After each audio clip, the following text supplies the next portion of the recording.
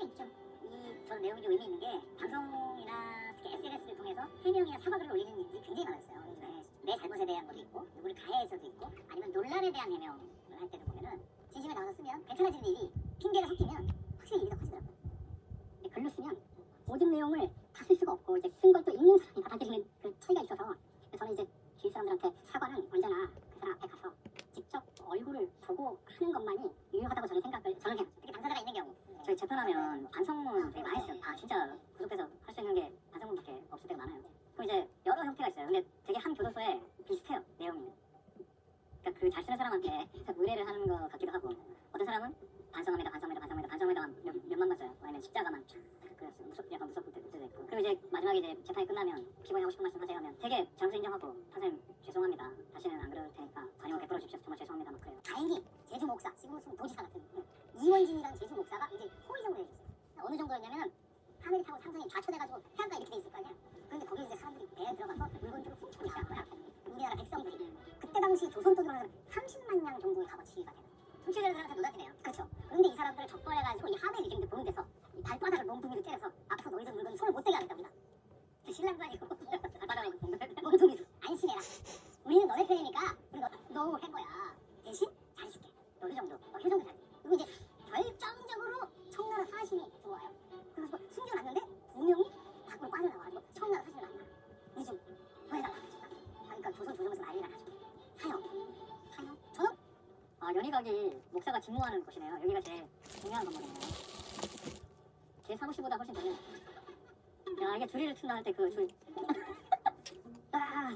실제로는 범죄 사건이 발생하면 사람들은 범죄자가 잡히고 그 범죄자가 어떤 사람인지에 대해서는 굉장히 관심을 갖는데 그 피해자들은 어떤 고통을 겪고 있고 무려 17년간 이제 당신을 끝도 없구나. 어릴 땐 제주 거대한 감옥에서 흑살토다 판결 사형 아는 것 자체가 되게 중요한 건데. 자, 우리 주성욱 교수께서는 이중섭 거리를 다녀오시죠. 원래 미술을 좋아하기도 하고 그래서 한 번은 미술관의 범죄를 한번 얘기해야 되는데 이번 시즌에 도난 이런 거 모나리자도 훔쳐가서 많이 있네요. 근데 이제 오늘 제가 이제 알쓸 범죄에서 할 이야기는 할 수 있는 거지. 이런 판단을 당시 재판부가 했다는 거죠. 요번에 한 다큐멘터리 봤는데 새롭게 마크로스코의 모던 작품이 하나 발견됐다. 그래서 어떤 사람이 갖고 온 거예요. 근데 대가의 모던 작품이 쭉 나온 거잖아요. 그래서 1년이 채 지나지 않은 사람이 죽어요. 근데 이유를 모르죠. 처음에 이유를 몰라요. 이유를. 주로 이제 유아들이 죽어요. 그래서 2006년쯤에 이제 아산병원 한 의사분이 아이들이 자꾸 죽는데 폐가 이제 섬유가 된다 그래서 폐가 굳어서 죽어요. 네가 아는 소아과 의사들한테 메일을 쫙 뿌렸대 50개를. 혹시 이런 문제가 있냐? 나만 본 건가? 여기만 생긴 건가? 그래서 그러니까 무려 17년간 이제 방치된 거죠. 그래서 일단 그 우리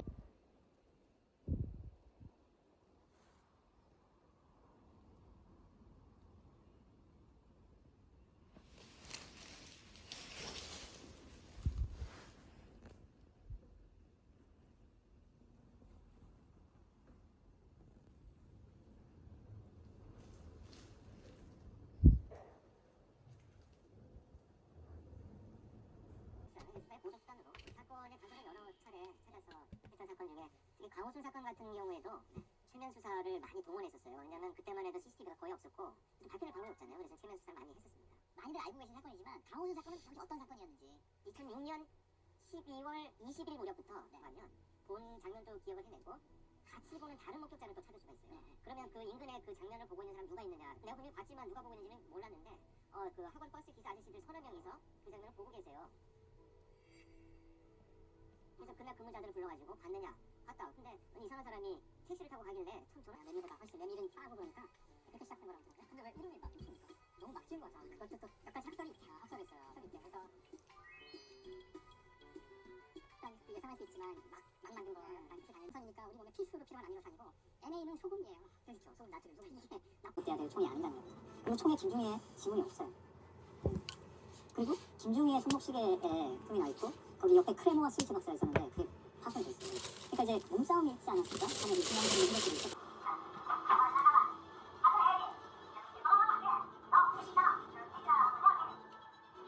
그것도 김원중이가 자살한 동기가 도저히 설명이 잘 어려운 거예요. 일단 유서가 없고 김원중이는 아버지가 시리스타예요. 거기 육사로 나와서 엘리트네요. 특히 JSA는 굉장히 들어가기가 쉽지 않거든요. 굳이 거기서 자살할 동기가 없다는 거죠. 그리고 이제 그날 행적도 어떻게 얘기하실 건가요? 그 사실은 이제 이 한국의 유일한 합법적 카지노가 이제 강원도 정선에 있잖아요. 네, 정선에 있는데 정선은 우리가 카메라 들고 제가 특별히 한다고 제가 체험을 한다거나 뭐 이렇게 적절치 못해서 제가 이제 임시 방편으로 왜냐면 모두 게임도 돈 받고 싶은 얘기는 이제 이 불법 도박에 대한 도박 범죄에 대한 불법 합법 그 차이가 있나요? 일단은 근데 사실 이제 좀 전에 이런 뭐 명절 때 가족들끼리 이렇게 하는 거 빼고 이제 불법 도박 그런 맨 먼저 머리에 떠오르는 게 하우스 도박, 그렇죠. 불법 도박장 많이 본 영화 타짜라는 영화, 모여가지고 야기 뭐 이런 사람들 앉아 있고 평경장 앉아 있고 뭐 이런 하우스 도박인데 이게 사실 이제 그 업자가 조작을 해가지고 그렇죠. 현실적으로는 거의 따기가 불가능하게 만들어 본다 해야겠죠. 그런데도 간혹 다른 사람이 있대. There's a lot of friction, other things, that make the problem in a sense more difficult and more uncertain. I set to work to actually build a prediction machine for roulette and eventually succeeded.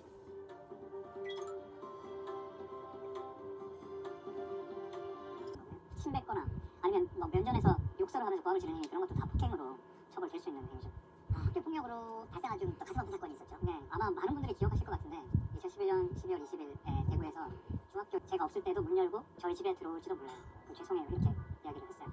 얼마나 공포를 느꼈으면 이런 유서를 이렇게 남기냐. 그리고 죄송하다고. 네. 이제 가해자들은 그때 이제 그 변명이 장난이었다. 자기 장난친 거다. 이렇게 이야기하고. 대구 중학생 자살 사건의 가해 학생 2명이 오늘 구속됐습니다. 비록 나이가 어리지만 사안이 중대해 영장을 발부할 수밖에 없었다고 담당 판사는 밝혔습니다. 오늘 오전 검은 점퍼에 마스크를 한 가해 중학생 2명이 경찰에 이끌려 법정으로 들어갑니다. 이들은 사건을 수사해온 대구 수성경찰서 유치장에 수감됐습니다. 전혀 부각이 안 됐었습니다. 그냥 무죄 받으면 변호사의 공로로 다 생각하고. 근데 이 13년 만에 6회 정도 불러고 이 공이 이렇게 드러나고 하니까 너무나 기분이 좋았고. 끄트기를 하고 문제가 한국에서 더 이상 발생하지 않기 위해서 가족이라는 이렇게 끄트기를 하고 실을 잘라준 다음 그러니까 새벽 5시에 직장에서 이제 퇴근하는 근데 CCTV를 따라가다 보니까 어느 순간 어떤 동행하는 남성이 이제 같이 찍힌 거죠. 근데 그날 비가 오고 둘 다 이제 점퍼를 입고 있거든요. 주로 이제 범죄 대상이 되는 사람들이 유명 연예인들이죠. K-팝 스타라든가 이런 사람들이 너무 많은 피해를 당하고 있고 피해자의 25%는 한국 여성 연예인이었습니다. 이들이 받은 돈은 130만 원 가량이라고 밝혔습니다. 팁 같은 경우는 이제 소액 재판 같은 경우를 지금 하고 있는데 굉장히 빨리 처리를 해주기 때문에 사람들이 좋아하고 만약 불만이 있으면 2심으로 가면 되는데 2심은 인간 판사가 할 수 있기 때문에 물론 이제 형사 재판은 안 되고요 사실 그러니까 이제 민사 재판을 하는 건데 중국이 되게 빠르게 이걸 하고 있어요. 중국 발로 이런 이야기들을 할 때가 있어요. 예를 들어서 농협 계속 그러면 얘가 막 하다가 갑자기 누구 계좌번호 뭐가 탁 나와요.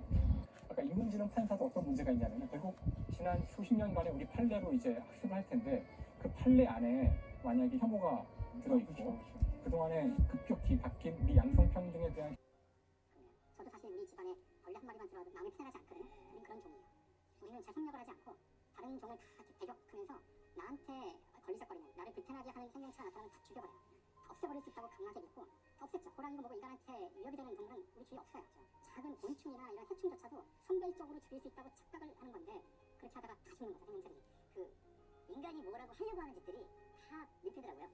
과연 우리가 지구의 주인인가? 전 아니라고 생각하거든요. 우린 지구의 세입자예요. 우린 세입자인데 왜 우리는 다른 생명체와 함께 살아간다고 노력하지 않는가? 그러니까 이건 사실 인류가 자연에 대해서 행하는 범죄라고 생각해요. 그래서 우리의 정말 큰 적은 그때 이제 남로당, 남조선 노동당의 제주도당이 부정부기를 일으켰는데 경제가 진압하는 과정에서 무고한 이제 제주도민들이 접수된 것만 이제 14,000명 이렇게 되고 그래서 이 조사 결과서에는 이제 25,000에서 3만으로 추정된다고 하고 주장하는 사람 따라서 뭐 5만, 6만도 있어요. 6만, 7만 뭐 이런 얘기도 있고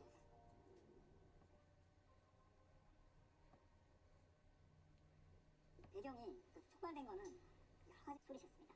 이 진술서가 참혹하네요. 이러니까 그 이후에 정부들은 이 내용을 부정할 수밖에 없는 거죠. 언급 자체가 금지됐습니다. 우리 70년대 초등학교를 다녔던 장학금이나 저나 못 듣던 얘기잖아요. 그 자상이라는 것을 거의 반세기 이상 몰랐어요 아무도. 수많은 학살하는 일이 있었다는 것 자체를 지금 분들도 많이 모르실 거예요. 그러니까 옛날 제주도에 폭동이 났었다 이렇게만 우리가 알고 있었잖아요. 사실 제주도는 잘 아시겠지만 어디 가나 그런 사건이 그 흔적이 남아있거든요. 그 저희 이제 토크하는 장소로 이동하는 게 진짜 그런 법들이 많이 생겨나니까 잊혀질 권리라는 것도 법으로 진짜 될 수 있는 거 아닌가 그런 생각이 듭니다. 아, 그렇지. 뭐 여러 가지 얘기를 또 아침에 저희가 나눴습니다. 저희는 지금 동대구역에 나와 있는데요. 자, 여기서 이게 무슨 뜻이냐면은 화재가 나는 건 연기가 막 발생하는데 연기는 다 위로 올라가잖아요.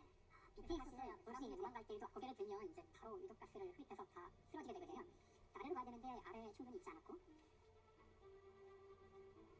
다음에 화재가 났으니까 셔터가 있는데 그 아래로 닫힌대요. 우리는 지하 3층에서 빠져나온 승객들이 그걸 보고도 사실 굉장히 충격을 많이 받아서, 사실 이 지하철역 사건도 그렇고, 그러니까 죽으려고 했는데 혼자 죽긴 너무 억울했다. 사실 저는 많이 들었거든요. 그러니까 강화뿐만이 아니고 공격성이. 그래서 이제 대구 도시철도라고 되어 있고요. 귀여워. 저는 그때 이 단어 처음 들었거든요. 외상호 트라우마.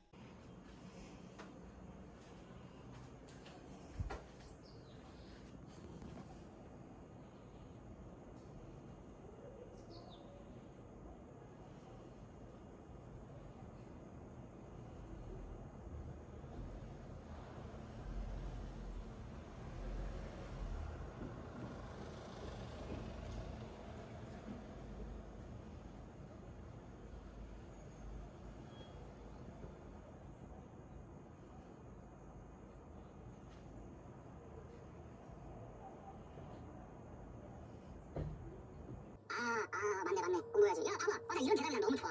놀러 나가자고 해도 학생 본연의 신분을 딱 지키고 또 공부해야 됩니다. 야, 얼마나 어딨어. 막 본인을 그렇게 치켜 세워주고 그랬다, 이번에는. 그래서, 삼촌 들어. 공부해볼게. 그러니까 옷을 좀 봐봐. 내가 자연반들, 너 시험 언제 끝나? 너 시험 끝날 때까지 내가 바깥에서 술 먹고 쉬게 할게. 알았어? 하면서 또 본인을 또 보호해주겠다고 하면서 방에 들여 보내주더래요. 방에 딱 들어와서 이제 앉았는데 그제서야 이제 한숨이 확 나오더래요. 아이고, 저 삼촌 무섭다. 막 근육이 울그락불그락하고 막 그런 것도 아니고 키가 엄청 큰 것도 아니고. 이게 이제 손을 갔더니 본인하고 같은 동양 출신의 가정인 거예요. 들어보니까 가정사도 있고 또 가까워지고 하다 보니까 약간 이 친구가 그 일을 할 때 당시에 전시 고등학생 애들하고 몇 살 차이가 안 나잖아요.